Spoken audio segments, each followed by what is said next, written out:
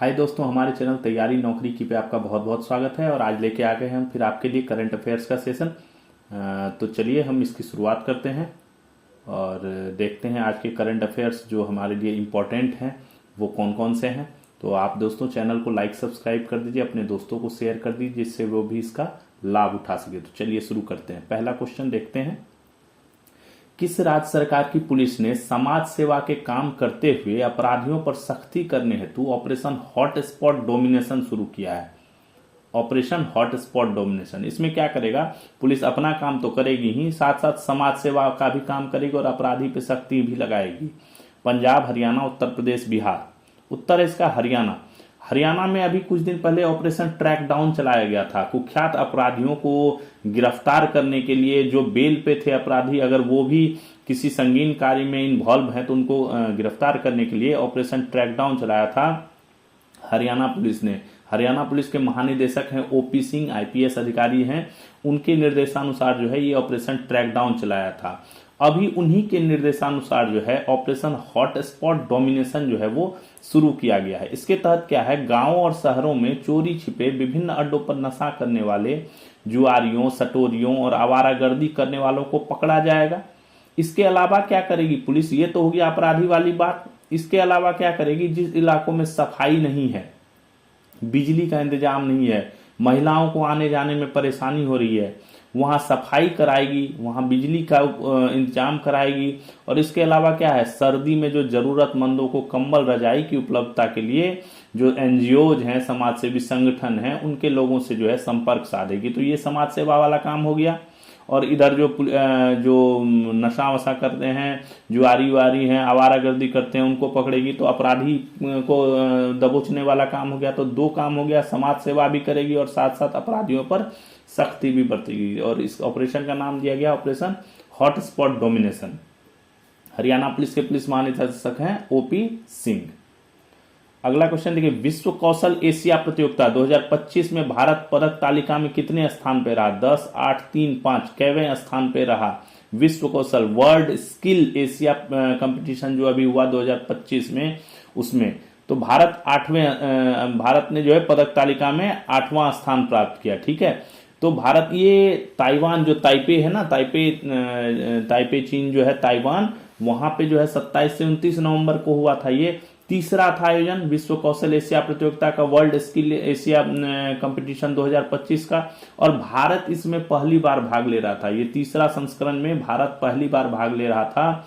और ये 29 प्रतिभागी देशों ने इसमें भाग लिया और भारत को इसमें 8वां स्थान मिला। तो बहुत अच्छा इसका प्रदर्शन रहा। भारत ने क्या किया, 1 रजत, 2 कांस्य पदक तथा 3 उत्कृष्टता पदक जीता। रजत पदक किसमें, पेंटिंग डेकोरेटिंग में मिला मुस्कान को। कांस्य पदक इंडस्ट्रियल डिजाइन टेक्नोलॉजी कोमल पांडा। कांस्य पदक रोबोट सिस्टम इंटीग्रेशन में शिवम सिंह और दिनेश आर को। उत्कृष्टता पदक 3 चीजों में मिला, बिजनेस के लिए software application development, web technology में और इलेक्ट्रिकल इंस्टॉलेशन में। इसमें पहले वाले मोहम्मद मफाज पीआर को, दूसरा वेब टेक्नोलॉजी वाला में आदित्य नंदन को और इलेक्ट्रिकल इंस्टॉलेशन में धनुष एमजी को ये मिला। टोटल 23 प्रतिभागी जो है कंपटीटर भारत से गए थे। उनमें जो है 21 श्रेणियों में जो है इन्होंने भाग लिया और 8 पदक जो है वो जीत करके लाए। नवयुग खादी फैशन शो का आयोजन कहां किया जा रहा है? नवयुग खादी फैशन शो, खादी पे बहुत ज्यादा जोर है। प्रधानमंत्री हमारे श्री नरेंद्र मोदी ने भी खादी पे बहुत ज्यादा जोर दिया है। तो ये कहां आयोजन किया जा रहा है? नई दिल्ली, मुंबई, कोलकाता, चेन्नई। उत्तर है नई दिल्ली में आयोजित किया जा रहा है। प्रधानमंत्री मोदी जी ने कहा था नए भारत की नई खादी, ठीक है, और नए भारत की नई खादी के दृष्टिकोण से ही ये जो है अपना जो फैशन शो है, नवयुग खादी फैशन शो, इसका आयोजन किया जा रहा है। कहां पे किया जा रहा है? ये राष्ट्रीय शिल्प संग्रहालय एवं हस्तकला अकादमी, प्रगति मैदान, नई दिल्ली में 29 नवंबर से 3 दिसंबर तक इसका आयोजन किया जा रहा है। ठीक है, इस शो में नए भारत की नई खादी को आधुनिक और नए तरीके से प्रस्तुत किया गया है। ठीक है, इसको लेटेस्ट टेक्नोलॉजी के हिसाब से डेवलप किया गया है। भारत सरकार के सूक्ष्म लघु और मध्यम उद्यम मंत्रालय के खादी और ग्रामोद्योग आयोग के अध्यक्ष श्री मनोज कुमार थे। ठीक है, इसमें इस शो के दौरान प्रधानमंत्री के मार्गदर्शक मंत्र कौन से? खादी राष्ट्र के लिए, खादी फैशन के लिए और खादी परिवर्तन के लिए की चर्चा की। इन्होंने प्रधानमंत्री जी ने एक मंत्र दिया था, एक डायरेक्शंस दिए थे कि ये खादी को विश्व स्तर पर ले जाना है, खादी को हर लोग तक पहुंचाना है, खादी को फैशन के रूप में यूज करना है, खादी को एक परिवर्तन रिवॉल्यूशन के रूप में यूज करना है और खादी को पूरे राष्ट्र में अपनाने के लिए इसको यूज करना है। तो खादी राष्ट्र के लिए, खादी फैशन के लिए और खादी परिवर्तन के लिए, इस विषय पर भी चर्चाएं की गई। पहली बार एक समर्पित डिजाइनर टीम के मार्गदर्शन में देश भर के खादी संस्थानों द्वारा निर्मित साड़ियों, परिधानों, धागों, सहायक उपकरणों और घरेलू सजावट के उत्पादों को एक ही छत के नीचे प्रदर्शित किया गया। इस प्रदर्शनी में क्या उड़ीसा का जो इक्कत है, असम का एरी सिल्क है, गुजरात का तंगालिया है, कर्नाटक का रेशम है, बंगाल का सूती है, तेलंगाना और बिहार का जो पारंपरिक बुनाई वाला है, उन सब विविध क्षेत्रीय शिल्प कला को एक साथ प्रदर्शित किया गया। ठीक है। इसी दौरान खादी ज्ञान पोर्टल खंड 2 की भी शुरुआत की गई। एक पोर्टल भी पहले से पोर्टल चल रहा था, इसका पार्ट 2 का वर्जन जो है उसका शुभारंभ किया गया। तो ये 3 दिसंबर तक जो है नई दिल्ली में चलेगा।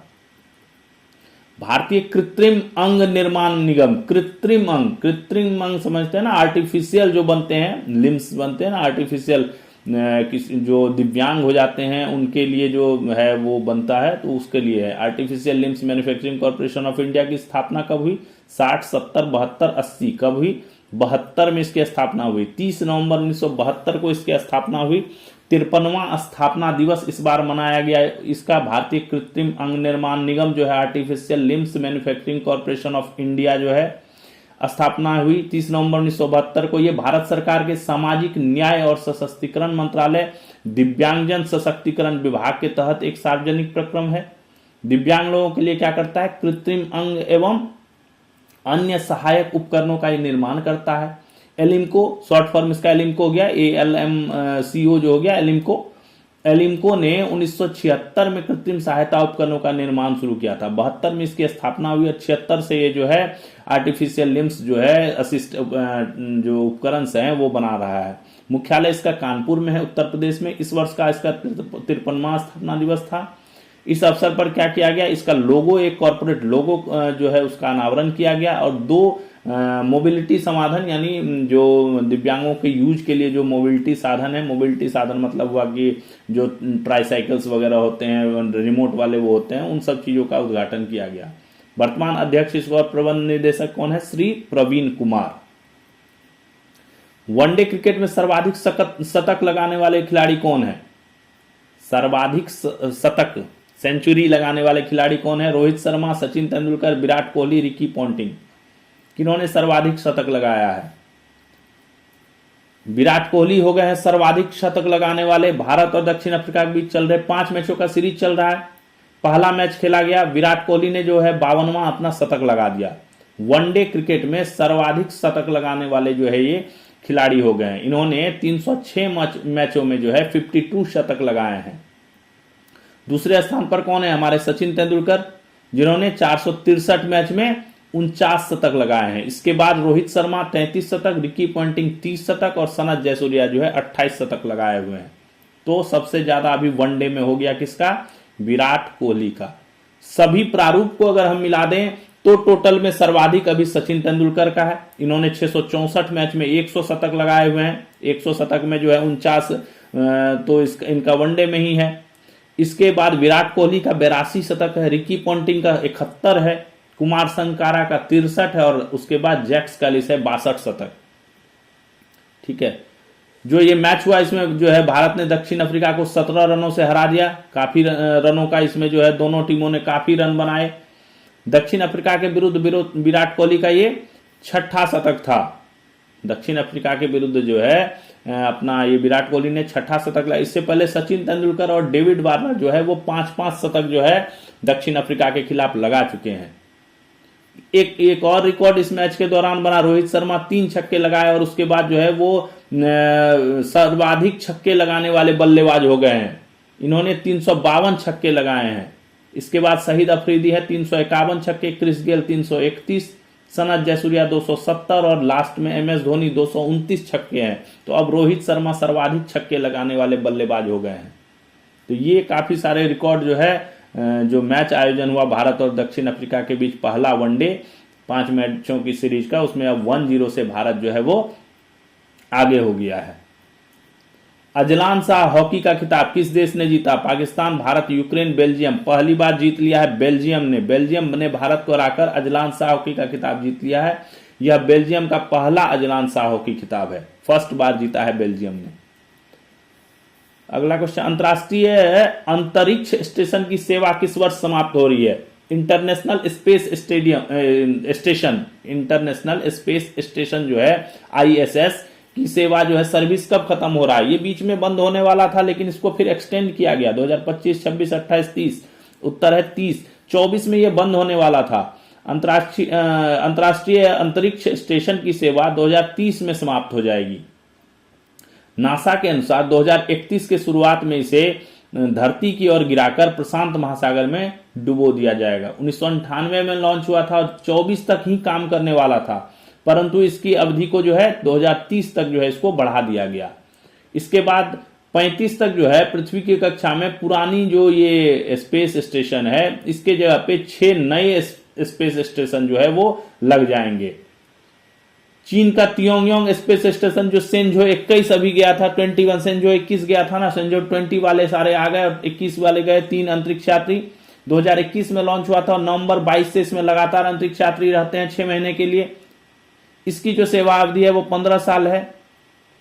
अमेरिका की एक कंपनी है एक्सियोम, ये कंपनी नासा के सहयोग से पहला कमर्शियल स्पेस स्टेशन बना रही है। इसमें अरबपति पर्यटकों के लिए सुविधा होगी। जो वैज्ञानिक हैं वो तो अपना काम करेंगे ही करेंगे, और अरबपति पर्यटक जो हैं वो जो घूमना चाहते हैं वो भी इसको जो है यूज कर सकेंगे। पहला हिस्सा 27 में इसका लॉन्च होगा। जेफ बेजोस की कंपनी ब्लू ओरिजिन और सियरा स्पेस मिलकर ऑर्बिटल रीफ नाम का भी एक स्पेस स्टेशन बना रही है, जो 27 तक लॉन्च होगा। स्टार लैब भी एक संभावित स्पेस स्टेशन है जिसे 28 तक लॉन्च किया जाएगा। भारत का इसरो भी जो है अपना स्पेस स्टेशन बनाने जा रहा है, जो 2035 तक तैयार हो जाएगा। 2028 में उसका जो है फर्स्ट फेज जो है लॉन्च किया जाएगा और 2035 तक फुल्ली वर्किंग स्पेस स्टेशन जो भारत का हो जाएगा। अमेरिका, यूरोप और जापान और कनाडा ने मिलकर जो है गेटवे नाम का एक स्टेशन बना रहे हैं। ये अमेरिका, यूरोप, जापान और कनाडा। यूरोप का एयरबस लूप नाम का प्रोजेक्ट जो है वो भी डिजाइन स्टेज में है। तो काफी सारे स्पेस स्टेशन तैयारी में जो हैं जो प्राइवेट सेक्टर के भी हो जाएंगे, और कई सारे स्पेस स्टेशन जो है कई देशों के जो है ये हो जाएंगे। कैरिबियाई खिलाड़ी आंद्रे रसल को आईपीएल की किस टीम ने अपना पावर कोच नियुक्त किया है? ये नई पदवी, नई उपाधि दी है, पावर कोच। पहले तो होता था मुख्य कोच या सहायक कोच, ये एक नया ही टर्मिनोलॉजी यूज हुआ है, पावर कोच। पावर कोच जो है ये आंद्रे रसल के पावर को देखते हुए, जो छक्के चौके काफी लगाते हैं ना, तो उसको देखते हुए ये शब्द जो है उपयोग किया गया है। Kolkata night Riders, RCB, Punjab Kings 11, Rajasthan Royals, कौन कर रही है इनको पावर कोच नियुक्त? Kolkata night Riders. पहले भी इनके साथ ही रहे थे। ये आईपीएल की टीम कोलकाता नाइट राइडर्स ने आंद्रे रसल को अपने टीम के पावर कोच की अनोखी भूमिका सौंपी है। ये इसीलिए नाम दिया गया कि ये एक्चुअल में जो आईपीएल है वो छक्के चौके ज्यादा लगाए जाते हैं उसमें, और खिलाड़ियों के जो है कम गेंदों में ज्यादा रन बनाने पे जो है ज्यादा फोकस रहता है। और रसल इसीलिए जाने भी जाते थे, आंद्रे रसल जो है वो भी इसी तरह चौके छक्के लगाकर रन बनाते थे। तो इसीलिए इनको जो है पावर कोच का जो है भूमिका सौंपी गई है। ये इन्होंने जो है आईपीएल से अब संन्यास ले लिया। अभी ऐलान किया इन्होंने, ये अब आईपीएल नहीं खेलेंगे, एज अ कोच ही जो है किसी टीम के साथ जुड़ेंगे। 10 दिवसीय कार्तिगाई महादीपम महोत्सव किस राज्य में आयोजित किया जाता है? कार्तिगाई महादीपम महोत्सव। महादीपम है तो दीप वाली बात है। आंध्र प्रदेश, तमिलनाडु, कर्नाटक, केरल। उत्तर तमिलनाडु। 10 दिवसीय कार्यक्रम होता है कार्तिगई महादीपम महोत्सव। तमिलनाडु के अरुणाचलेश्वर मंदिर में मनाया जाता है, आयोजन किया जाता है। महोत्सव का मुख्य केंद्र इसमें क्या है? 3 दिसंबर को जो है एक महादीपम नाम का कार्यक्रम आयोजित किया जाता है। इसमें 2668 फीट ऊंची पवित्र अन्नामलाई पहाड़ी की चोटी पर विशाल दीप जलाया जाता है। ठीक है, तो ये जलाया जाएगा। तो ये 10 दिवसीय कार्यक्रम होता है। अरुणाचलेश्वर मंदिर में तमिलनाडु में। किस देश ने मेथनॉल मिश्रित शराब को बढ़ते खतरे को देखते हुए 38 देशों के लिए यात्रा चेतावनी जारी की है, ट्रेवल एडवाइजरी जारी करा है? America, Morocco, Kenya, Britain. उत्तर ब्रिटेन में। ये मेथनॉल मिश्रित शराब क्या है? ये स्वास्थ्य के लिए हानिकारक है। इससे व्यक्ति को जो है शरीर में काफी सारी समस्याएं आती है, कोमा में चला जाता है आदमी, काफी दिन तक कोमा में रहता है, याददाश्त जाने का खतरा रहता है, किडनी फेल्योर हो जाता है, लीवर फेल्योर हो जाता है, मल्टीपल ऑर्गेन फेल्योर हो जाता है। तो काफी ये डुप्लीकेसी है। सील बंद बोतलों में भी ये मेथनॉल मिश्रित शराब जो है इनके जो है मिल रहे हैं। ब्रिटेन में ये जो है अभी खास करके बहुत ज्यादा पाया गया है। तो इसने जो है इसी को देखते हुए जो है एक ट्रैवल एडवाइजरी जारी की है 38 देशों के लिए कि आप अगर आते हैं और आप अगर यहाँ यात्रा करते हैं तो कम से कम इनसे जो है सावधान रहें, मेथनॉल मिश्रित शराब के जो बढ़ता हुआ खतरा है उससे। भारत में 2015 से 25 यानी 10 सालों के बीच लगभग 2264 मौत जो है वो रिपोर्ट की गई है, और इसमें तो मैक्सिमम मौतें ऐसी होती हैं जो रिपोर्ट ही नहीं की जाती हैं। ठीक है, ये तो वैसी हैं जो रिपोर्ट हो गई। अधिकतर मौतें तो इसमें रिपोर्ट ही नहीं होती, क्योंकि शराब का सेवन करने के बाद जो है जो घटना हो जाती है उसको फिर कहीं ना कहीं दूसरे तरीकों से रिलेट कर दिया जाता है। तो ब्रिटेन ने ये एडवाइजरी जारी की है।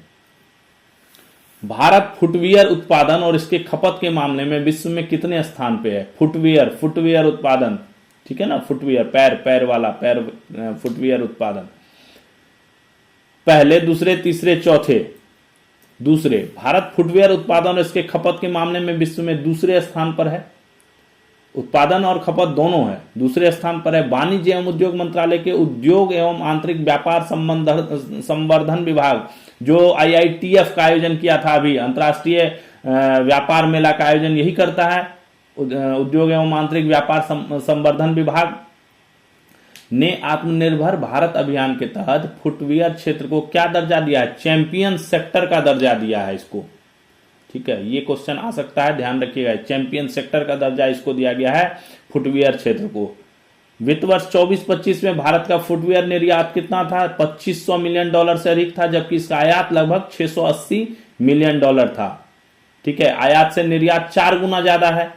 हाल ही में फुटवियर डिजाइन एवं विकास संस्थान और नॉर्थम्पटन विश्वविद्यालय के बीच जो है समझौता भी किया गया है, जिससे भारत और ब्रिटेन के बीच मुक्त व्यापार फ्री ट्रेड एग्रीमेंट जो है उसके अंतर्गत जो है इसका सहयोग और गहन होगा।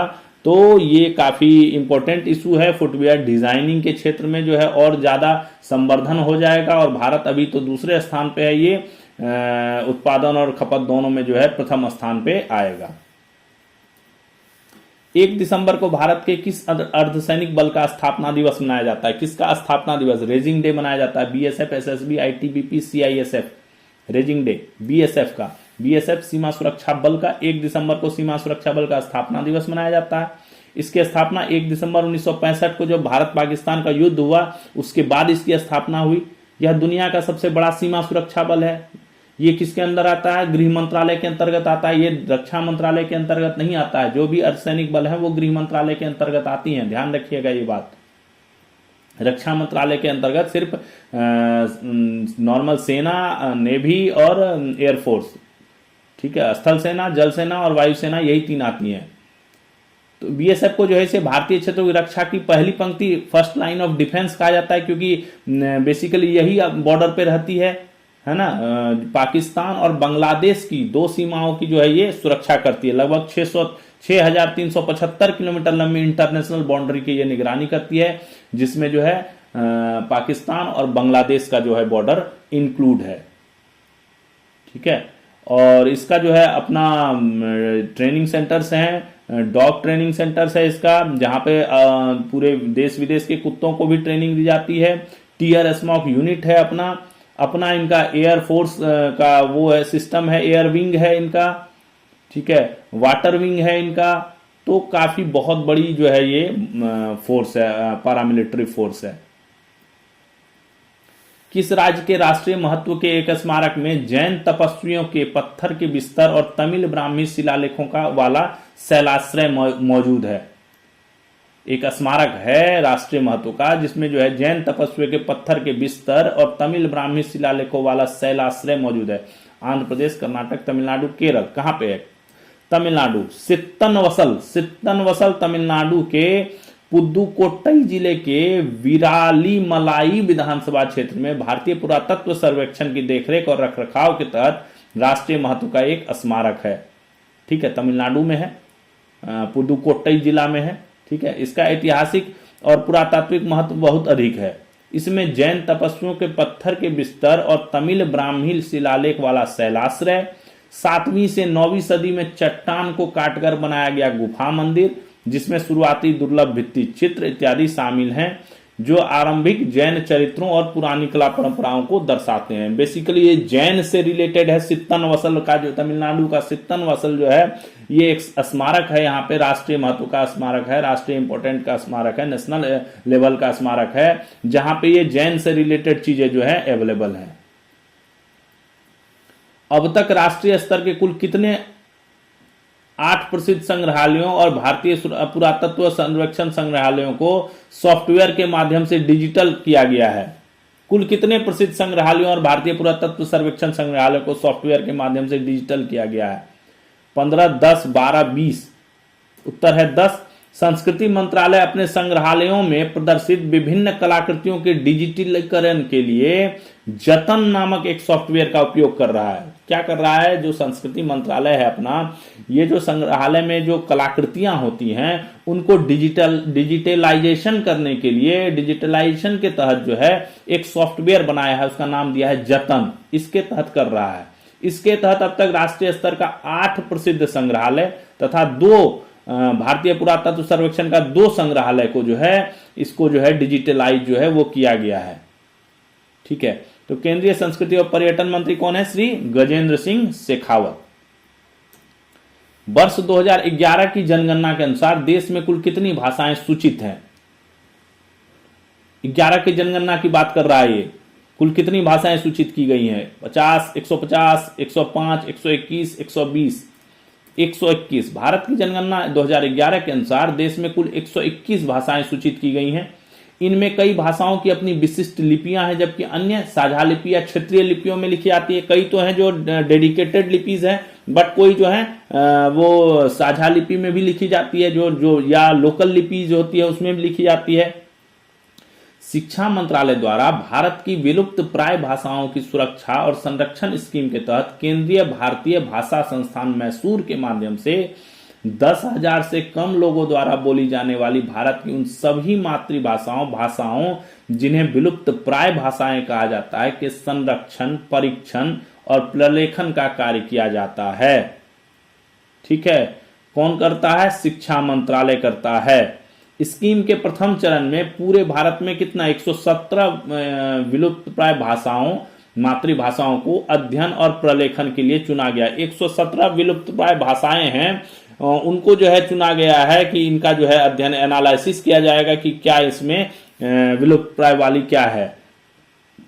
ठीक है, इसके अलावा संस्कृति मंत्रालय क्या कर रही है? साहित्य अकादमी के माध्यम से 24 मान्यता प्राप्त भाषाओं और उनके अनेक जनजातीय और गैर मान्यता प्राप्त भाषाओं में पुरस्कार, अनुवाद और कार्यक्रम के माध्यम से साहित्यिक संवाद और प्रकाशन को बढ़ावा देता है। यह संस्कृति मंत्रालय साहित्य अकादमी के माध्यम से करता है। प्राचीन स्मारकता पुरातत्व स्थल और अवशेष अधिनियम 1958 के अंतर्गत देश के कितने संरक्षित स्मारकों तथा पुरातात्विक स्थलों और अवशेषों को राष्ट्रीय महत्व के रूप में घोषित किया गया है? 3,685, 4,275, 5,689, 2,476। उत्तर क है इसका, 3,685। प्राचीन स्मारक तथा पुरातत्वीय स्थल और अवशेष अधिनियम 1958 का था, उसके अंतर्गत जो है देश के 3,685 संरक्षित स्मारकों तथा पुरातात्विक स्थलों और अवशेषों को नेशनल इंपॉर्टेंस के रूप में जो है घोषित किया गया है। संस्कृति मंत्रालय ने और क्या एफर्ट्स किए हैं? देश की पांडुलिपीय धरोहर को संरक्षित करने के लिए, डिजिटलाइज करने के लिए और प्रसारित करने के लिए क्या परियोजना आरंभ की है? ज्ञान भारतम नाम से एक नेशनल परियोजना जो है आरंभ की है। इसके अलावा कौन, इंदिरा गांधी राष्ट्रीय कला केंद्र ने जो है भाषाई, मौखिक और लोक कलाओं के लिए एक डिजिटल रिपोजिटरी बनाया है। डिजिटल रिपोजिटरी कौन, राष्ट्रीय दृश्य श्रव्य यानी ऑडियो वीडियो वाला ऑडियो वीडियो सांस्कृतिक अभिलेखागार कार्यान्वित किया है। नेशनल ऑडियो जो दृश्य हो गया जो देखने वाला वीडियो, और श्रव्य हो गया सुनने वाला ऑडियो, है ना। तो वीडियो ऑडियो जो है सांस्कृतिक अभिलेखागार जो है इसको कार्यान्वित किया गया है। कौन कर रहा है ये काम, तो ये इंदिरा गांधी राष्ट्रीय कला केंद्र ने किया है ये काम, इंदिरा गांधी राष्ट्रीय कला केंद्र। निम्न में से कौन सी सांस्कृतिक परियोजना का आजादी का अमृत महोत्सव के अंतर्गत पहल किया गया। इनमें से ये जो ऑप्शंस दिए गए इनमें से कौन सा ऐसा परियोजना है जिसको आजादी का अमृत महोत्सव के अंतर्गत जो है पहल किया गया, शुरू किया गया। गुमनाम नायक, कालंजलि कार्यक्रम, हर घर तिरंगा बहुत हिट हुआ था। इनमें से सभी कौन था, तो उत्तर है घ, इनमें से सभी। संस्कृति मंत्रालय ने आजादी का अमृत महोत्सव के अंतर्गत निम्न सांस्कृतिक परियोजनाओं की पहल की। कौन कौन सी है, कुछ इंपॉर्टेंट जो है वो देख लीजिए।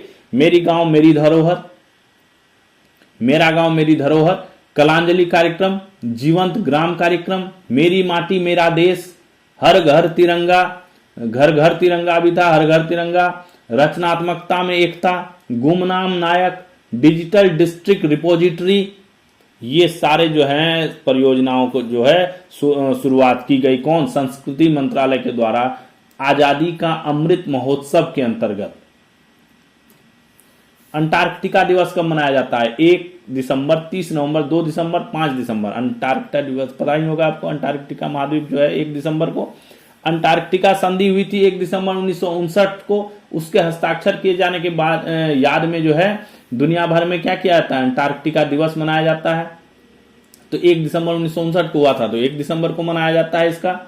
यह संधि अंटार्कटिका महाद्वीप को पूर्णतः शांति और वैज्ञानिक अनुसंधान हेतु सुरक्षित घोषित करती है। जो ये जो संधि हुई थी इसके तहत जो है अंटार्कटिका महाद्वीप में जो है वैज्ञानिक अनुसंधान हेतु जो है इसको सुरक्षित रखा गया है और पूर्णतः शांति वाला इलाका जो है इसको घोषित करने हेतु प्रयासरत किया गया है। ठीक है, वैसे भी अंटार्कटिका महाद्वीप के बारे में पहले भी मैंने चर्चा किया था, बताया था वहां पे जो है यूटीसी काम नहीं करता है ना। यूटीसी क्या हुआ, टाइम जो जोन है वो काम नहीं करता वहां पे, क्योंकि वहां पे ना कोई परमानेंट सरकार है ना कोई इतनी आबादी है। जो वैज्ञानिक अनुसंधान केंद्र हैं, जो लैब्स हैं, वो क्या करते हैं, पड़ोसी देशी की जो है पड़ोसी देशों या अपने जो संबंधित देश की जो है समय है उससे जो है वो चलते हैं। NCPOR national centre for polar and ocean research Bharat के ध्रुवीय और महासागरीय अन्वेषण का आधार है, यही करता है सारा चीज। इस वर्ष इसकी स्थापना की रजत जयंती मनाई गई है। निदेशक इसके डॉक्टर थम्मन मेलोथ हैं। यह ध्रुवीय क्षेत्रों और दक्षिणी महासागर में भारत के वैज्ञानिक अभियानों और अनुसंधान कार्यक्रमों का नेतृत्व करने में अग्रणी रहा है। इसने अंटार्कटिका में दक्षिण गंगोत्री, मैत्री और भारती तथा आर्कटिक में किया है। अंटार्कटिका में ये है दक्षिण गंगोत्री, मैत्री और भारती, और आर्कटिक में जो है हिमाद्री के साथ साथ हिमालय क्षेत्र में कौन, हिमांश जैसे अस्थायी भारतीय अनुसंधान केंद्र की स्थापना की है। मैत्री 2 नामक एक अत्याधुनिक अनुसंधान केंद्र और पहले स्वदेशी आइस क्लास अनुसंधान पोत को केंद्र सरकार से मंजूरी दी गई है। अभी अंटार्कटिका में दुनिया के लगभग 70% ताजे पानी भंडार हैं। ठीक है, 2025 के बजट में जल जीवन मिशन को किस वर्ष तक विस्तार करने की घोषणा की गई थी। जल जीवन मिशन JJM परियोजना 26, 27, 28, 30 2028 तक। भारत सरकार ने देश के प्रत्येक ग्रामीण परिवार में नल जल कनेक्शन का प्रावधान करने के लिए अगस्त 19 में जो है ये जल जीवन मिशन लागू किया था। JJM पेयजल राज्य का विषय है। पेयजल किसका विषय है, पेयजल राज्य का सब्जेक्ट है, राज्य का टॉपिक है। जो बंटवारा है ना केंद्र और राज्य के बीच विषय का बंटवारा हो रखा है ना संविधान के तहत, उसमें पेयजल जो है वो राज्य का विषय है। इसलिए JJM के तहत आने वाली जो योजना है वो सहित पेयजल आपूर्ति योजनाओं के आयोजन, अनुमोदन, कार्यान्वयन, संचालन, रखरखाव की जिम्मेदारी किसकी है, संबंधित राज्य या केंद्र शासित प्रदेश की। भारत सरकार सिर्फ क्या करता है, टेक्निकल और फाइनेंशियल असिस्टेंस देता है। इस मिशन के तहत अगर कोई दुर्गम भूभाग है, जैसे डेजर्ट एरिया है, डेजर्ट डेवलपमेंट प्रोग्राम के तहत डेजर्ट एरियाज हैं, उनके लिए 30% भारांश भी प्रदान किया गया था। मिशन के निरंतर कार्यान्वयन के माध्यम से और 100% कवरेज प्राप्त करने के लिए जो है फाइनेंस मिनिस्टर ने बजट में अपना 2025 का बजट भाषण में जो है जेजेएम को 2028 तक जो है एक्सटेंड करने का जो है फैसला किया था। नवंबर 2025 के आंकड़े बताते हैं कि देश के 19.36 करोड़ ग्रामीण परिवारों में से 15.74 करोड़ यानी 81.33% से अधिक ग्रामीण परिवारों के पास जो है नल जल आपूर्ति है। और जब ये शुरू हुई थी क्या नाम है ये परियोजना 2019 में, उस टाइम मात्र 2.3 करोड़ ग्रामीण परिवारों के पास नल जल आपूर्ति थी। एक और मिशन चल रहा है जल शक्ति अभियान, catch the rain. Catch the rain का मतलब क्या हुआ? पानी को, वर्षा को पकड़ो। वर्षा को कैसे पकड़ना? वर्षा पकड़ने से तात्पर्य क्या है? वर्षा को पकड़ने से तात्पर्य है उसके जल का संरक्षण। ये एक विशेष पहल चलाया है, जल संचय जन भागीदारी पहल चलाया जाता है, JSJB।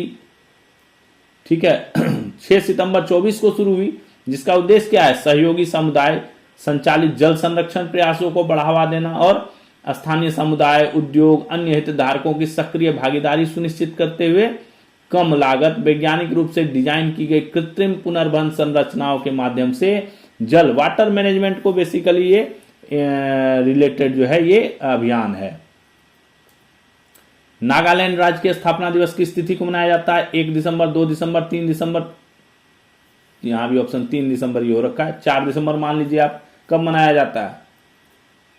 1 दिसंबर को। नागालैंड का स्थापना दिवस 1 दिसंबर 1963 को भारतीय संघ के 16वें राज्य के रूप में हुई थी। नागालैंड की स्थापना भारत का 16वां राज्य के रूप में बना था 1 दिसंबर 1963 को।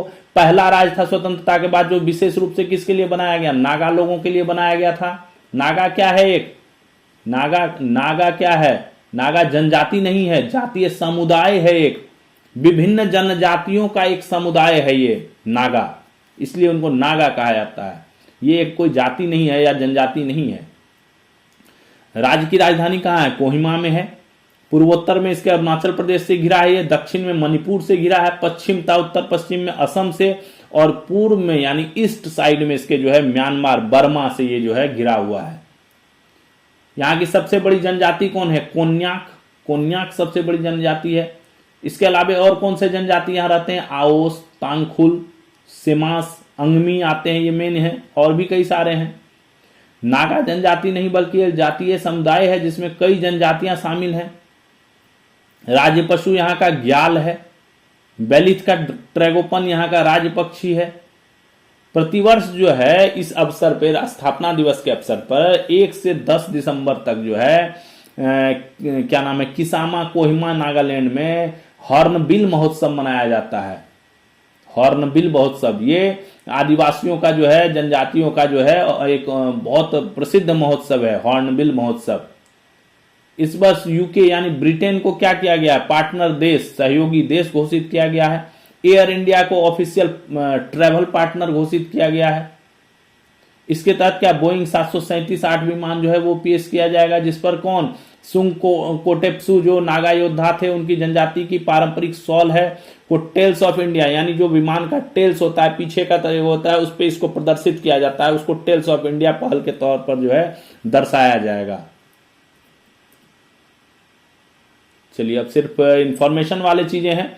दूरसंचार विभाग ने एक नए नियम लागू कर दिए हैं कि कोई भी मैसेजिंग ऐप उसी समय काम करेंगे जब वह सक्रिय सिम कार्ड से लिंक हो, तब उपयोगकर्ता के मोबाइल में लगा हो। ठीक है, यानी अगर उसके मोबाइल में वो सिम कार्ड नहीं होगा तो वो ऐप जो है, वो मैसेजिंग ऐप, चाहे ट्विटर हो, चाहे फेसबुक हो, चाहे क्या नाम है यूट्यूब हो, चाहे और भी व्हाट्सएप हो, अटराई हो, जो सारी हैं वो सब काम नहीं करेगी। सक्रिय SIM card, active SIM card जो है उसके मोबाइल में होना चाहिए। ब्राउजर से अगर कोई ब्राउज करता है, जैसे व्हाट्सएप कर लेते हैं ब्राउजर से ब्राउज, व्हाट्सएप वेब या टेलीग्राम वेब या इस सब टाइप का, तो अगर वो 6 घंटे में जो है वो ऑटो लॉग आउट हो जाएगा और पुनः जो है सिर्फ क्यूआर कोड स्कैनिंग के माध्यम से ही उसको जो है, और क्यूआर कोड स्कैनिंग तब होगा जब उसके मोबाइल में एक्टिव सिम होगा। ठीक है, सभी प्लेटफॉर्म को इसकी 90 दिन की अनुपालना अवधि जो है प्रदान की गई है। बहुत अच्छा पहल है ये।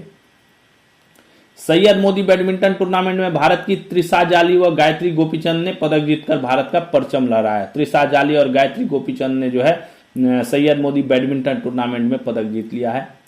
Solar defence and aerospace limited ने बेंगलोर में CSIR नेशनल एरोनॉटिकल लेबोरेटरीज के साथ 150 केजी वर्ग के लोइटरिंग म्यूशन UAV के निर्माण हेतु करार किया है।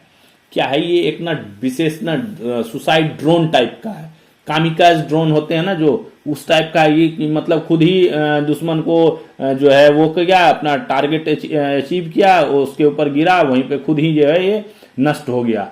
दुश्मन का इलाका भी खत्म हुआ और ये खुद भी खत्म हो गया। स्वदेशी एक सुसाइड ड्रोन की तरह है। लोइटरिंग म्यूनिशन मानव रहित वाहन, हवाई वाहन होता है जिसमें ड्रोन और मिसाइल की दोनों की खूबियां होती है। यानी ड्रोन तो है ही, यानी ये गया ही, और मिसाइल भी है कि गिरा और बस खत्म। रेंज कितनी? 900 किलोमीटर होगी इसकी। लोइटरिंग म्यूनिशन, ठीक है, LM लोइटरिंग म्यूनिशन। उत्तरी सीमांत रेलवे ने क्या किया है, उधर जो है काफी चीज होती थी, पुल उड़ा दिया जाता था, पुल के कारण, उसके कारण कभी जो है गाड़ी जो है एक्सीडेंट हो गई, पुल टूट गई, पुल की स्थिति जर्जर हो जाती, बाढ़ आती है वहां बहुत ज्यादा उत्तरी इलाके में, पूर्वोत्तर इलाके में। तो उन सब से जो है पुलों को जो है संरक्षित करने के लिए या ये पता करने के लिए कि ये क्या स्थिति है उसकी, पहली बार जो है अंडर वाटर रोबोटिक व्हीकल तैनात किया है जो नदी के तल तक जाकर पुलों की नींव, पाया, संरचना की गहराई से जांच कर रहे हैं। और इसके शुरुआत हो गई है सरायघाट रेल सह सड़क पुल से हुई है। सरायघाट है एक जगह उत्तरी सीमांत रेलवे के में, उसके अंडर में आता है सरायघाट रेल। वहां रेल सह सड़क पुल है, यानी रेल भी है और मतलब पटरी भी है नीचे और ऊपर पुल है या इस टाइप से बना हुआ है। तो वहां पे जो है रोबोटों ने ब्रह्मपुत्र के नीचे जो है high resolution imaging, 3D mapping और संरचनात्मक मजबूती का एनालिसिस किया। अब तक 13 पुल की जांच की गई है और 25-26 में 34 पुल के जांच का जो है टारगेट रखा गया है। बहुत अच्छा इनिशिएटिव है। कोलकाता में स्थित कौन? CSIR central glass and ceramic research institute ने देश का पहला bullet proof glass ceramic panel बनाया। Bullet proof glass ceramic panel बनाया। AK-47 के सिंगल शॉट से जो है इस पे टेस्ट किया गया, सिंगल शॉट से जो है, और ये उसको AK-47 की गोली जो है इसको भेद नहीं पाई। अभी इसका जो है परीक्षण जो है मल्टीपल शॉट्स के साथ जो है किया जा रहा है कि एक साथ अगर ब्रस्ट शॉट मारा जाए, 2-3 का जो ब्रस्ट शॉट मारा जाए तो, और कई सारे एक साथ गोलियां मारी जाए तो क्या इस पे इफेक्ट होता है, वो अभी परीक्षण अंडर ट्रायल है। हो जाएगा तो इसका इस्तेमाल डिफेंस से लेकर अंतरिक्ष अभियानों में किया जाएगा। एयर मार्शल तेजवीर सिंह ने क्या किया? 1 दिसंबर 25 को वायुसेना मुख्यालय में महानिदेशक कौन? निरीक्षण और सुरक्षा, ठीक है, इंस्पेक्शन एंड सिक्योरिटी का पदभार ग्रहण किया है। इन्होंने एयर मार्शल कौन? मकरंद भास्कर रानाडे का स्थान लिया जो रिटायर हो गए 30 तारीख को। अब तक 28 राज्यों, केंद्र शासित प्रदेशों के विधानमंडलों में राष्ट्रीय ई विधान एप्लीकेशन नेवा के कार्यान्वयन के लिए समझौता ज्ञापनों पर हस्ताक्षर किए हैं, जिनमें से 20 इसे पूरी तरह लागू कर डिजिटल सदन बन चुका है। 28 राज्यों ने इस पे अपना समझौता ज्ञापन पे हस्ताक्षर किए थे ई विधान एप्लीकेशन नेवा लागू करने के लिए। 20 ने अभी तक लागू कर दिया और डिजिटल सदन बन चुके हैं। नेवा क्या है? नेवा NEVA जो नेवा है, NEVA नेवा डिजिटल इंडिया कार्यक्रम के अंतर्गत एक मिशन मूड परियोजना है डिजिटल इंडिया कार्यक्रम का, जिसका उद्देश्य क्या है? देश के जितने 37 राज्य और केंद्र शासित प्रदेश मिलाकर जो 37 हैं उनके विधानमंडलों को डिजिटल युक्त बनाना। मेन आजकल सारा चीज फोकस जो है डिजिटलाइजेशन पे है। एक राष्ट्र एक अनुप्रयोग दृष्टिकोण के अंतर्गत जो है संसदीय कार्य मंत्रालय ने सभी विधानमंडलों के उपयोग हेतु एकल सामान्य NVA प्लेटफॉर्म जो है वो डेवलप किया है। LPG का प्रत्यक्ष लाभ हस्तांतरण DBTL डायरेक्ट जो ट्रांसफर होता है अकाउंट में, सब्सिडी जो ट्रांसफर होती है, पहल योजना जो है को पूरे देश में सब्सिडी के पारदर्शी एवं प्रभावी वितरण के लिए कब लागू किया? जनवरी 2015 से लागू किया गया है। LPG का प्रत्यक्ष लाभ हस्तांतरण डायरेक्ट अकाउंट में ट्रांसफर होता है। GeoEye स्टेट्स मोबाइल एप्लीकेशन है, इसको डेवलप किया गया। यह एप्लीकेशन क्या करेगा? उपयोगकर्ताओं को मंत्रालय द्वारा जारी आधिकारिक सांख्यिकी आंकड़ों तक तुरंत पहुंच प्रदान करेगा। क्या है, जो भी मिनिस्ट्री जो है अपने डाटा जारी करती हैं, आंकड़े जारी करती हैं किसी भी चीज का, परियोजनाओं के, योजनाओं के, बजट का, कई भी चीजें होती हैं, पैसों का, कहीं आवंटन हुआ, कहीं खर्च हुआ, कहीं कुछ हुआ, कहीं इशू किया गया, तो उनका जो भी डाटा रहता है, उसके अलावा और भी डाटा होते हैं जो भी रिलेटेड, जैसे जनगणना वगैरह से रिलेटेड, आवास वगैरह से रिलेटेड, परियोजना में कितने आवंटन हुए उनके रिलेटेड, उन सभी सांख्यिकी आंकड़ों को तुरंत पहुंचाने के लिए जो है ये GeoEye स्टेट्स जो है मोबाइल एप्लीकेशन जो है वो डेवलप किया गया है। मोबाइल एप्लीकेशन के 2 संस्करण इसके हुए हैं, एक एंड्रॉयड के लिए, एक iOS के लिए, आईफोन के लिए। तो एंड्रॉयड संस्करण पर 8 सांख्यिकी उत्पादों, जिसमें राष्ट्रीय लेखा सांख्यिकी, उपभोक्ता मूल्य सूचकांक, घरेलू भोग व्यय सर्वेक्षण, आवधिक श्रम बल सर्वेक्षण, औद्योगिक उत्पादन सूचकांक, उद्योगों का वार्षिक सर्वेक्षण, असंगठित क्षेत्र के उद्यमों का वार्षिक सर्वेक्षण और आर्थिक गणना के आंकड़े जो है इस पे उपलब्ध हैं। इनमें से 11 सामाजिक आर्थिक संकेतक शामिल हैं। ठीक है, मोबाइल एप्लीकेशन के iOS संस्करण में आर्थिक गणना को छोड़कर उपरोक्त सभी सांख्यिकी उत्पाद उपलब्ध, 11 ये हैं, और जो iOS का एप्लीकेशन है उसमें एक नहीं है आर्थिक गणना वाला, उसको छोड़कर बाकी सभी सारे जो है 10 उसमें अवेलेबल है। जन शिक्षण संस्थान JSS योजना का उद्देश्य क्या है? भारत सरकार से 100% अनुदान के साथ पंजीकृत सोसाइटियों, NGO जो हैं के माध्यम से लाभार्थी के दरवाजे पर गैर औपचारिक तरीके से कौशल प्रशिक्षण प्रदान करना है। अनऑफिशियलाइज्ड तरीके से जो है जो इनको कौशल स्किल डेवलपमेंट ट्रेनिंग देना है। योजना को 67 में शुरू किया था श्रमिक विद्यापीठ नाम से। योजना का उद्देश्य कौशल विकास प्रशिक्षण के माध्यम से स्व मजदूरी रोजगार को बढ़ावा देकर घरेलू आय में वृद्धि करना है। योजना के लक्षित लाभार्थी निरक्षर, नव साक्षर, प्रारंभिक स्तर की शिक्षा वाले व्यक्ति, 15 से 45 आयु के व्यक्ति, 12वीं कक्षा तक स्कूल छोड़ने वाले लोग हैं। दिव्यांगजन और अन्य पात्र मामलों, विशेषकर महिलाओं को आयु में छूट दी जाती है। प्राथमिकता समूह ग्रामीण क्षेत्रों और शहरी निम्न आय वाले क्षेत्रों में महिलाएं, SC, ST, OBC और अल्पसंख्यक हैं। 2018 से 31 अक्टूबर 25 तक JSS योजना के अंतर्गत देश भर में कुल 32,53,965 लाभार्थियों को ट्रेंड किया जा चुका है। तो काफी बहुत इंपॉर्टेंट योजना जो है ये जन शिक्षण संस्थान योजना भारत सरकार चला रही है। पर्यटन मंत्रालय ने क्या किया? अतुल्य भारत 2.0 अभियान शुरू कर दिया। अतुल्य भारत क्या है? बेसिकली पर्यटन को बढ़ावा देने के लिए, भारत में पर्यटन का प्रचार प्रसार और उनको बढ़ावा देने के लिए अतुल्य भारत नाम से एक अभियान शुरू किया था। उसके दूसरे वर्षन की जो है शुरुआत हो गई, दूसरे संस्करण की जो है शुरुआत कर दी गई है। इसके तहत सामान्य प्रचार से हटकर प्रमुख स्रोत देशों तथा संभावित देशों में विषय आधारित पर्यटन प्रचार, यानी स्पेशलाइज्ड पर्यटन जो है प्रचार जो है, एडवर्टाइजमेंट जो है अपना टूरिज्म का, वो किया जाएगा। ठीक है, पर्यटन मंत्रालय ने एक और काम किया है। नेटफ्लिक्स जो एंटरटेनमेंट सर्विसेज है, ऐप है जिसपे वेब सीरीज, फिल्म वगैरह चलती हैं, उसके साथ जो है एक नॉन कमर्शियल समझौता भी, MOU भी साइन किया है, जिसका मकसद क्या है? सिनेमैटिक स्टोरी टेलिंग के जरिए भारतीय पर्यटन स्थलों को विश्व स्तर तक बढ़ावा देना। नेटफ्लिक्स जो है मल्टी कंट्रीज में चलती है, तो पूरे विश्व में जो है इसको जो है एक सिनेमैटिक स्टोरी टेलिंग टाइप का बताकर जो है इसको अपना प्रचार करना जो है, इसके तहत ये शुरू किया गया है। बहुत इंपॉर्टेंट विषय है ये। स्वदेश दर्शन योजना की एक उप योजना प्रधानमंत्री जनजातीय उन्नत ग्राम अभियान, एक योजना चलती है प्रधानमंत्री जनजातीय उन्नत ग्राम अभियान। इसके अंतर्गत पर्यटन मंत्रालय जनजातीय होम स्टे के विकास और नवीकरण और गांव के समुदाय की जरूरतों के लिए सहायता हासिल क्या करती है? बेसिकली पर्यटन मंत्रालय क्या करती है? होम स्टे का आजकल ट्रेंड बहुत ज्यादा हो गया है।